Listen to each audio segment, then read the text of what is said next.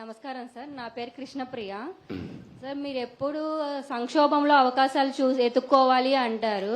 మొన్న శ్వేతపత్రం రిలీజ్ చేశారు కదా సార్, దాంట్లో ఎప్పుడు పోలవరం కంప్లీట్ అయ్యిద్ది అంటే మీరు చెప్పలేదు కదా సార్. నా తల్లి చాలా తెలివి ఎక్కువైపోయింది అందరికి. ఇప్పుడు పోలవరం వచ్చింది ఇష్యూ ఏంటంటమ్మా, అక్కడ డయాఫామ్ వాల్ ఒకటి ఉంటుంది. మీకు అందరికి రాష్ట్రంలో ఉండే అందరికి అర్థం కావాలి. పోలవరంలో నదిలో ప్రాజెక్ట్ వస్తుంది, ఎక్కడైనా సరే నదికి అడ్డంగా కడతాం. పోలవరం నదినే తిప్పి ప్రాజెక్టు కడుతున్నాం. ఈ నీళ్లు పక్కకు తీసుకొచ్చి అక్కడ ఎర్త్ కమ్ డ్యామ్ అంటే ఒక పెద్ద డ్యామ్ కడతాం. పోలవరంలో ఏంటంటే కిందన పొరలన్నీ ఇసుక పొరలు ఉన్నాయి, నీళ్లన్నీ వెళ్ళిపోతాయి. అవి అరెస్ట్ చేయాలి. అది అరెస్ట్ చేయాలంటే ఒక స్పెషల్ టెక్నాలజీతో 95 మీటర్ల వరకు ఒక కట్టడం కట్టాలి. ఒక స్పెషల్ టెక్నాలజీతో ఒక పెద్ద కట్టడం కడతాం. దానికి జర్మనీ కంపెనీ వచ్చి మొత్తం వేశారు. దాన్ని డయాఫామ్ వాల్ అంటారు. అది నేనేం చేశానంటే, పోలవరంలో 6 నెలలే పనులు అవుతాయి. జూలై నుంచి వర్షాలు వస్తాయి, డిసెంబర్ వరకు వరదలుంటాయి. డిసెంబర్లో ప్రారంభిస్తే మళ్ళీ మేకంతా పూర్తి చేయాలి. జూన్లో మళ్ళా వర్షాలు పడే పరిస్థితి వస్తుంది. 6 నెలలే వర్కింగ్ సీజన్. నేను కష్టపడి 2 సీజన్లో ఆ డయాఫామ్ వాల్ పూర్తి చేశాను, చాలా ఇబ్బందులు పడి. తర్వాత స్పిల్వే కట్టాం, అవన్నీ పూర్తయినాయి. ఈ పని చేయాలంటే ఎర్త్ కమ్ డ్యామ్ కట్టాలంటే పక్కన 2 వాల్స్ కట్టాలి. అవి కాఫర్ డ్యాములు అంటారు. దానికి కూడా నీళ్లని రాకుండా కొంతవరకు డ్రౌటింగ్ చేయాలి. డ్రౌటింగ్ కూడా చేసి అక్కడి నుంచి కట్టుకొని రావాలి. కరెక్ట్ గా నేను అధికారంలో ఓడిపోయింది మేలో ఓడిపోయాం. మే జూన్ వరకు కానీ పనిచేస్తుంటే డయాఫామ్ వాల్స్ అన్ని పూర్తి చేసేస్తుంటే నీళ్లు అక్కడికి వచ్చేటి కాదు. ఒక చిన్న గ్యాప్ ఉంటే కాంట్రాక్టర్ని మార్చారు, ఆఫీసర్లు మార్చారు. వర్షాలు వచ్చాయి, 2 ఏళ్లు పట్టించుకోవాలా. నీళ్లన్నీ వచ్చి డయాఫామ్ వాల్ కింద నుండేదంతా సుడులు తిరిగి, ఎందుకంటే అవి పెద్ద ఎత్తున 20 లక్షలు 30 లక్షల క్యూసిక్స్ ఆఫ్ వాటర్ వస్తుంది. దేశంలోనే ఎక్కువ నీళ్లు ప్రవహించే నది గోదావరి. ఇప్పుడు ఆ నీళ్లన్నీ వచ్చి సుడులు కొట్టేసింది. కిందన మట్టి అంతా ఇసుకంతా తీసి కొట్టుకొని వెళ్ళిపోయింది. ఆ సుడులతో కాఫర్ డ్యామ్ దెబ్బతినింది, డయాఫామ్ వాల్ దెబ్బతినింది. ఇప్పుడు నువ్వు అన్నట్టు సిడబ్ల్యూసి మన దేశంలో సెంట్రల్ వాటర్ కమిషన్ అనేది అతిపెద్ద టెక్నికల్ అడ్వైజరీ కమిటీ. వాళ్ళు చెప్పింది ఫైనల్. ఇప్పుడు వాళ్ళు కూడా చేతులు తీశారు, దీన్ని ఏం చేయాలన్నా మాకే అర్థం కావడం లేదని. అక్కడ డయాఫామ్ వాల్ కట్టింది నేను 446 కోట్లతో డయాఫామ్ వాల్ 2 సీజన్లు పూర్తి చేశాను. ఇప్పుడు 3 దిక్కల 33% కోసకపోయింది, దెబ్బతినింది. దానికి 447 కోట్లు అవుతుంది. ఈ 3 దిక్కల రింగ్ బండమారిగేసి కట్టేస్తే అయిపోతుందంటే అది కూడా మేము చెప్పలేము. ఒకవేళ మొత్తంగానే డయాఫామ్ వాల్ కట్టాలంటే 990 కోట్లు అవుతుంది. అది 990 కోట్లు. రిపేర్ చేయాలంటే 447 కోట్లు. ఒరిజినల్ గట్టిపై ఖర్చు పెట్టింది 446 కోట్లు. పైనుండే కాఫర్ డ్యాములు దెబ్బతిన్నాయి, అక్కడి నుంచి నీళ్లు వస్తున్నాయి. ఆ నీళ్లు అరెస్ట్ చేయకపోతే ఇది కట్టలేము. ఇవన్నీ చేయాలంటే ఏం చేయాలనో, నేను ఇంజనీర్ని కాదు, నాకు తెలియదు. నేను అడ్మినిస్ట్రేటర్ని, నేను కట్టాలని తపనుంది. దాన్ని ఏం చేయాలో ఇంజనీర్లు చేయాలి. ఇప్పుడు వాళ్ళు ఏం చేశారంటే అమెరికాలో ఉండే 2 ఎక్స్పర్ట్లని, కెనడాలో ఉండే ఇంకొక 2 ఎక్స్పర్ట్లను తీసుకొచ్చి ఇప్పుడు పని అంతా చూస్తున్నారు. ఇన్స్పెక్షన్ చేశారు, నిన్న మొన్న వచ్చారు. వాళ్ళు మొత్తం స్టడీ చేస్తున్నారు.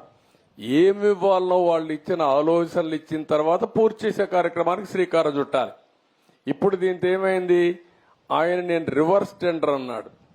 500 కోట్లు 600 కోట్లు ఆదా చేస్తా అన్నాడు. ఇప్పటికి నష్టం ఎంత తెలుసా తల్లి, 70,000 కోట్లు. ఇప్పటికి అది 1,00,000 కోట్లు పెరుగుతుంది. ఒక దుర్మార్గమైన ఆలోచనతో పోలవరాన్ని గోదావరిలో ముంచాడు. మళ్ళా అడ్డదుడ్డంగా ఆర్గ్యూ చేసే పరిస్థితికి వస్తున్నారు. ఆ రోజు పెద్దలందరూ వారించారు. గవర్నమెంట్ ఆఫ్ ఇండియా ప్రాజెక్ట్ అది. పీపీఏ అని ఉంటుంది, అంటే పోలవరం ప్రాజెక్ట్ అథారిటీ. వాళ్ళు మీటింగ్ పెట్టుకొని ముఖ్యమంత్రి చెప్పారు, నువ్వు తొందరపడుతున్నావు, తొందరపడద్దు, గతంలో కూడా మారికి జరిగింది, మీరు వెయిట్ చేయండి అని. గవర్నమెంట్ ఆఫ్ ఇండియా నుంచి సెక్రటరీ చైర్మన్ దానికి ఆయన ఒక లెటర్ రాశాడు, తొందరపడద్దండి, 2 రోజులు వెయిట్ చేయండి, మేము రిక్వెస్ట్ చేస్తున్నాం మిమ్మల్ని, తొందరపడి మీరు నిర్ణయం తీసుకుంటే రేపు పాత కాంట్రాక్టర్ కొత్త కాంట్రాక్టర్ ఇద్దరి మధ్యలో ప్రాజెక్టు మునిగిపోతే ఎవరిని అడగా తెలియదు, ఎవరికి జవాబుదారితనం తెలియదని చెప్పినా వినకుండా ఇష్టానుసారంగా చేసే పరిస్థితికి వచ్చాడు. ఇది టెక్నికల్ సబ్జెక్ట్ అయినా ప్రజలు అర్థం చేసుకోవాల్సిన అవసరం ఉంది. ఈరోజు మీ అమరావతి ఉంది, ఎందుకు మానేశాడమ్మా చెప్పండి మీరు?